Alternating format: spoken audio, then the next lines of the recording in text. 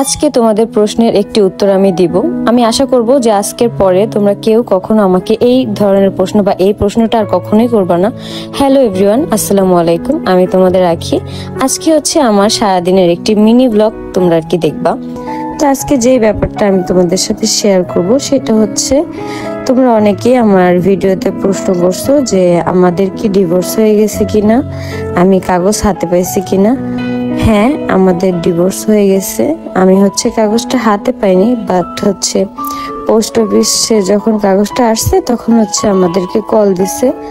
আমি আশা করব আমাকে এই প্রশ্নটা আর কেউ কখনো করবেন না।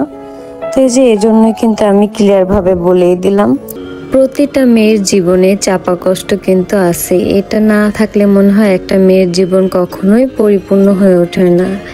আমি আশা করব যে আজকের পরে তোমরা কেউ কখনো আমাকে এই ধরনের প্রশ্ন বা এই প্রশ্নটা আর কখনোই করবা না।